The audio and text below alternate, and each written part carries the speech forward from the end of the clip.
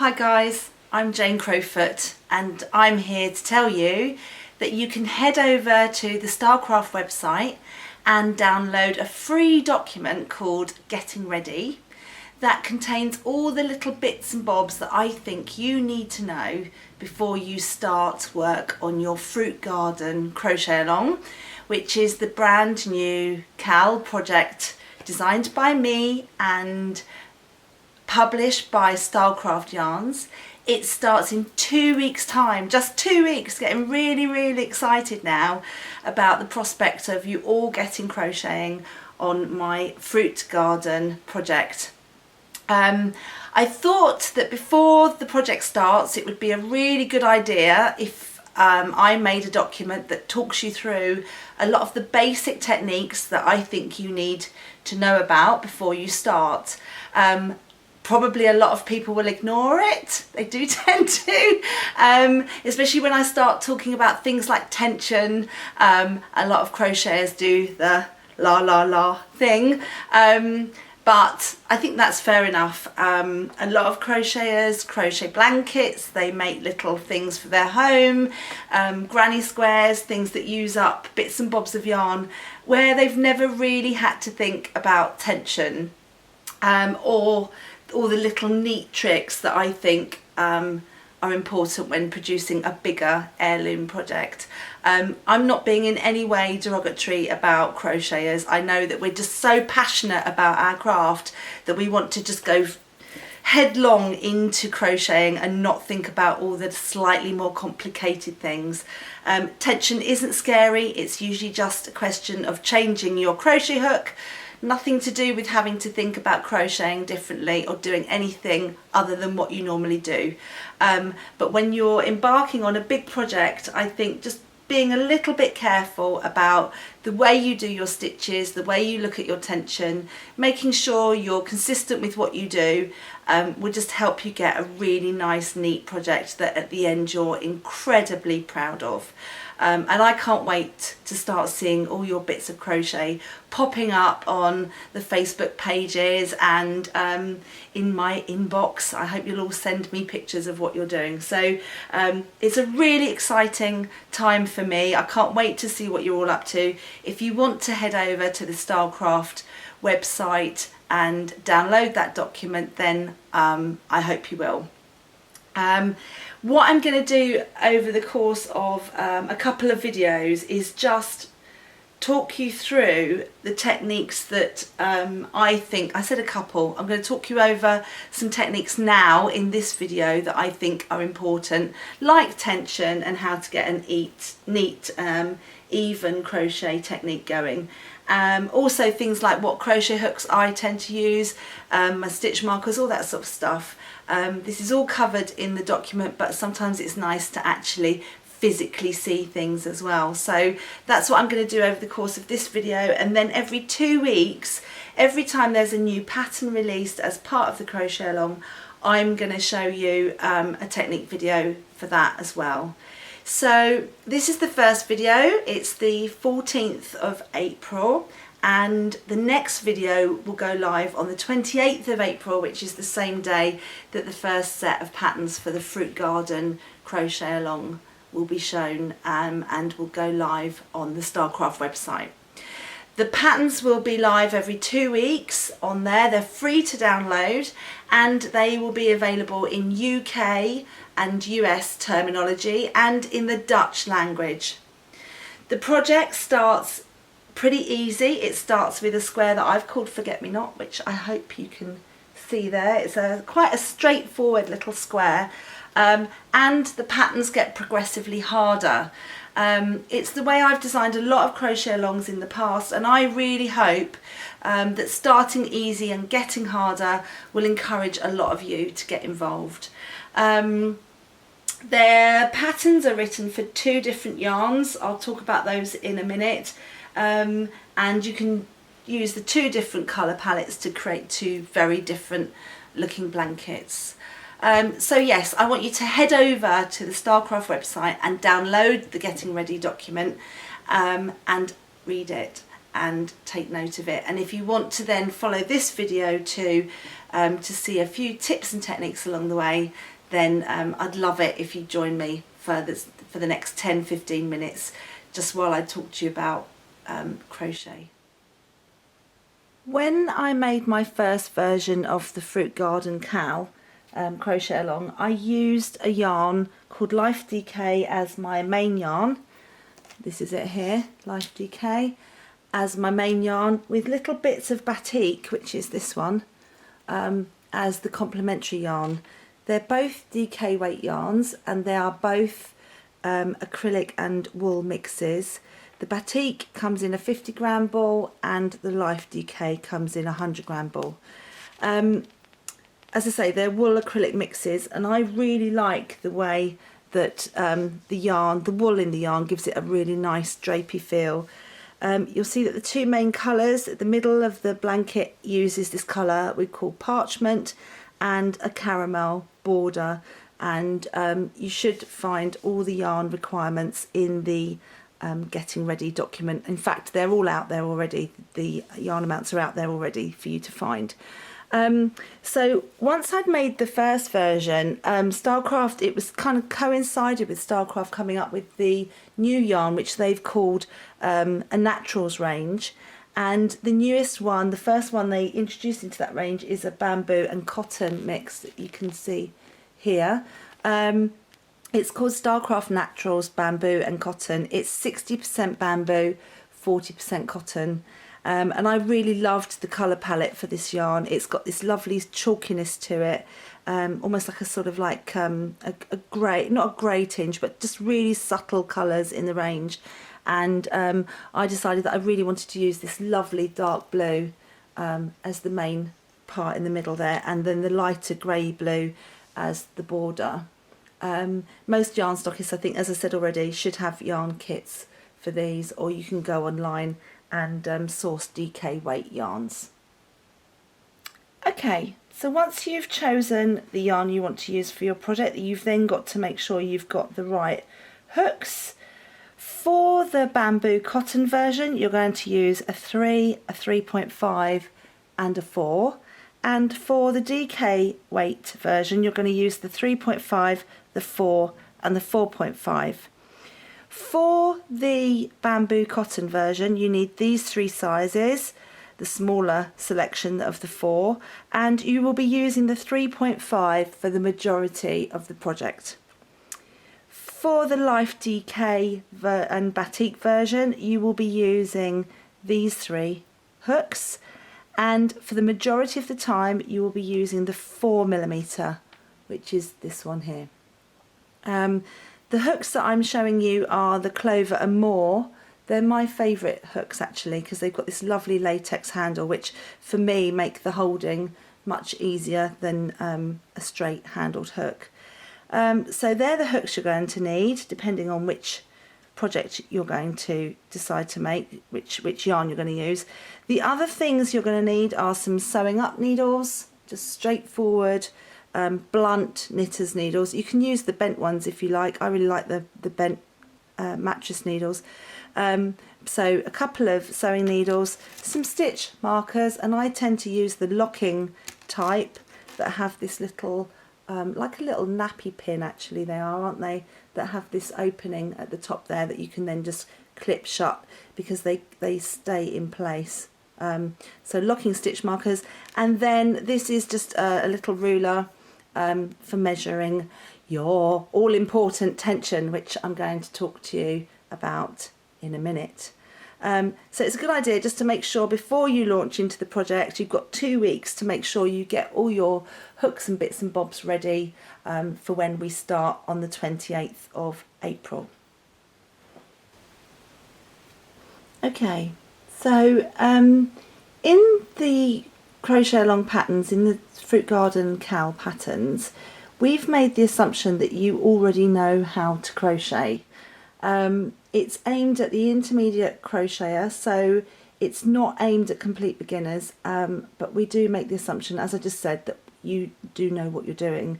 But I did just think I'd go over the really basic techniques in this video. So the first thing that crocheters learn to do is to make a chain, and this is a very straightforward technique once you've got the hang of it. I think it's hard to learn to crochet, but once you've got the hang of it, making a chain is quite an easy thing to do. So here I am just making a very usual crochet chain.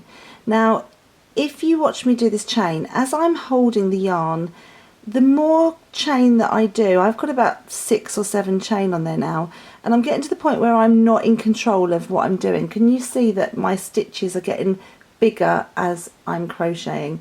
And it's because I've not kept an even tension there, because I've not moved my fingers along. So what I tend to do is just do 2 or 3 chain, so that's 3, move my hands along the chain and do 2 or 3 more. So I'm just constantly moving my hands along the chain just to make sure that I get a really nice neat tension. Okay, so once you've got the hang of a chain, which I'm kind of assuming you all know how to chain, if you're working in rows, what you would then do is work back along that chain.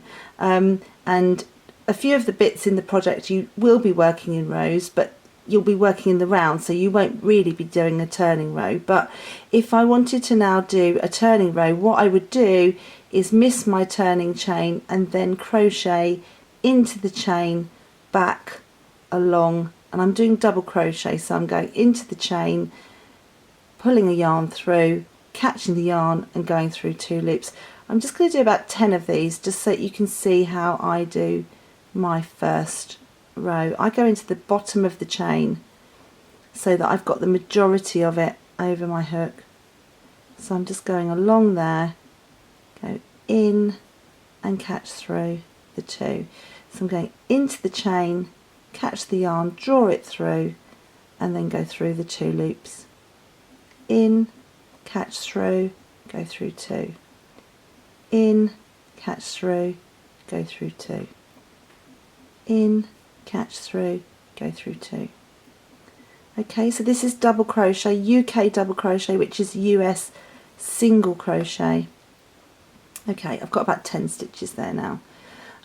So what you then do, if you're working in rows, you would then do a chain, turn. I do the chain and then turn, but you would, if you're following a pattern, it would say to turn and then do the chain.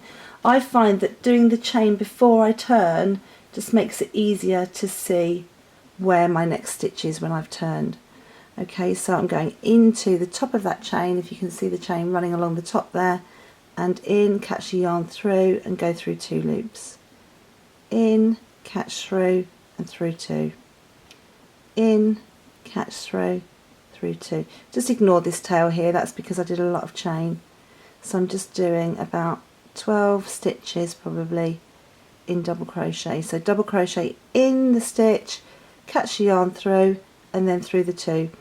And I'm going through the whole of the chain. I'm not just taking part of it, I'm going under the whole chain at the top there.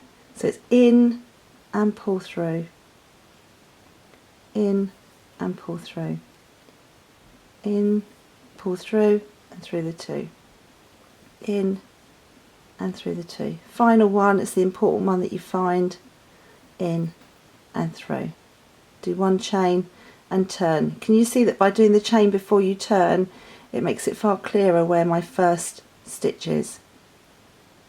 Through the 2 and through the 2. So I'm just going to do another row just so you can get the hang of double crochet. You can see what I'm doing.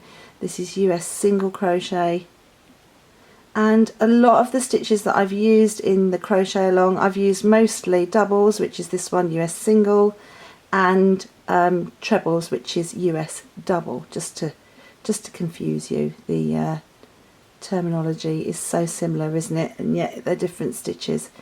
So this is all double crochet US single. And as I said already, a lot of the motifs are not, you're not going to do turning rows, you're just going to be working in the round.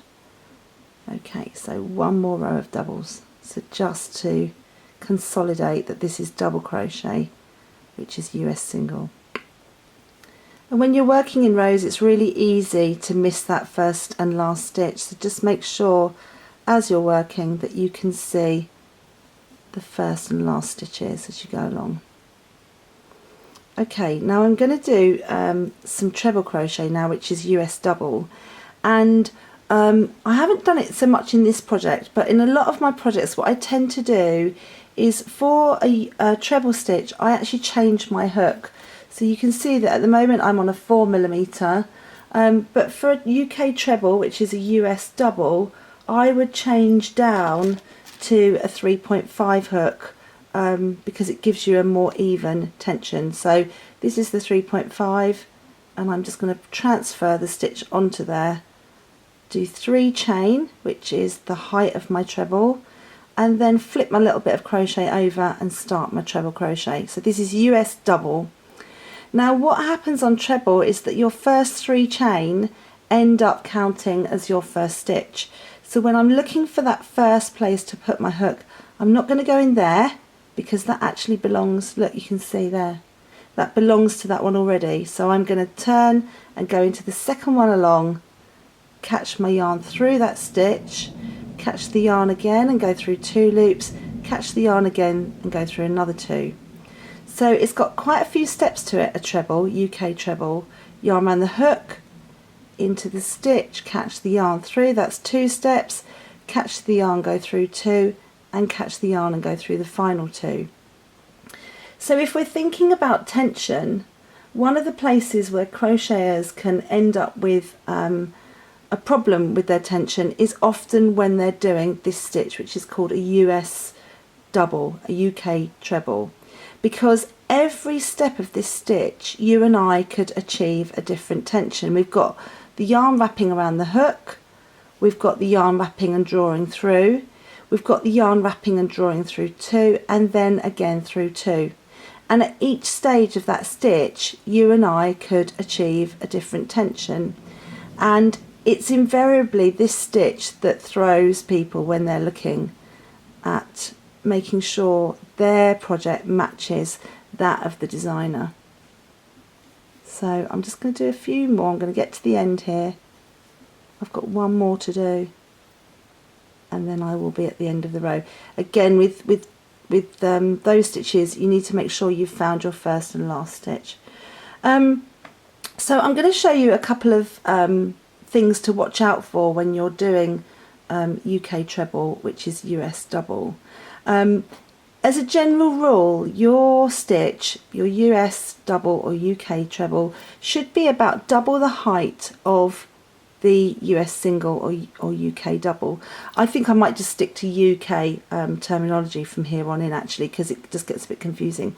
At the bottom here I've got the UK doubles that you can see 3 or 4 rows of, and then I've done 1 row of UK treble, and that row should be about the same height as 2 rows of UK double. So when I'm working, I'm going to do those 3 chains to get me to the height of the row. When I'm working that treble stitch, I missed the first one, go into the second one. When I'm working, I'm being consistent with the way I'm pulling through. So I go into the stitch, I catch the yarn, and I go straight through 2 and straight through 2. Now I've got a little bit of a knot in my yarn. Let's just take that. There we go. Okay, so if I'm not careful, what I can do is at this stage where I draw the yarn through the next stitch, I can actually pull up a big loop of yarn. So I could pull it up and go like that. And you can see that I've pulled up, can you see that? I've pulled up a really big yarn loop. So if I do that on the first step and go through, and then go through again, I get a very big open part to that first part of the stitch. I'll show you that again. So if I go in and I catch the yarn and draw it through big, and then do the first and second steps, you can see already that my stitches are getting bigger and that the first part of that stitch is getting quite open and loose. So I'll show you again. If I do that and that, they're just going to get progressively bigger. Can you see that already? They're getting bigger. So when you catch through, you need to just be aware that you're not over pulling that yarn through. You're actually keeping your hook at a slight angle and drawing through so that both parts of that stitch are consistently the same size Okay, so you're not going through and doing this big pull up, you're actually keeping your hook down and then drawing through. I'm just going to take those 4 back to there and show you kind of the opposite of that.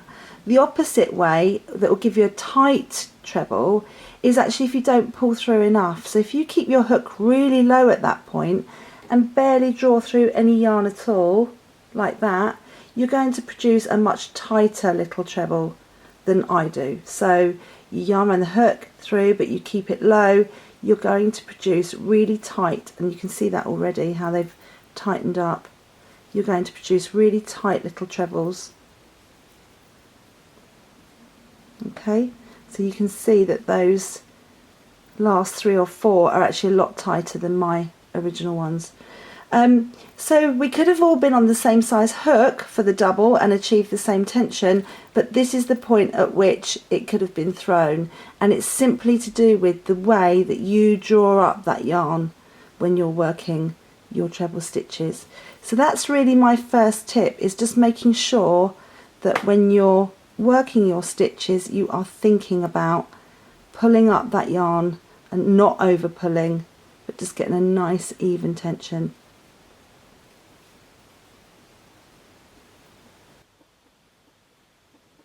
In the crochet along, the Fruit Garden crochet along, the majority of the stitches that I've used are the UK double, which is US single, and UK treble, which is US double. The other 2 stitches I've used quite a lot, but not a huge amount, are UK half treble, which is a US half double, and UK double treble, which is a US treble. I'm going to show you the half treble first. I'm just at the end of that previous row where I've got the slightly different sizes of trebles going on there that you can see. And I'm going to turn and do a row of half treble, UK half treble. I've done 2 chain to get me up to the height of that row. And what I'm going to do is I'm going to work just like I did when I did the treble. The yarn goes around the hook and I go into the stitch, and again I'm going to miss the first stitch and go into the second one. So I go into the second stitch and draw through. So far that stitch is just like doing a treble, UK treble. But at this point, where I would normally just go through 2 of those loops like that, instead of going through 2, I'm actually going to catch my yarn and go through all 3 loops. I'll show you that again. Yarn around the hook, into the stitch, catch the yarn and draw through. Catch the yarn, go all 3 loops. I'll show you again. Yarn around the hook, into the stitch, catch the yarn through the stitch, catch the yarn again and go through all 3 loops.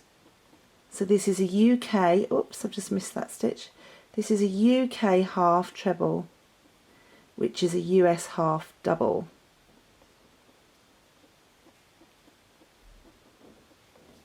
So if you look at that stitch, I'll do a couple more.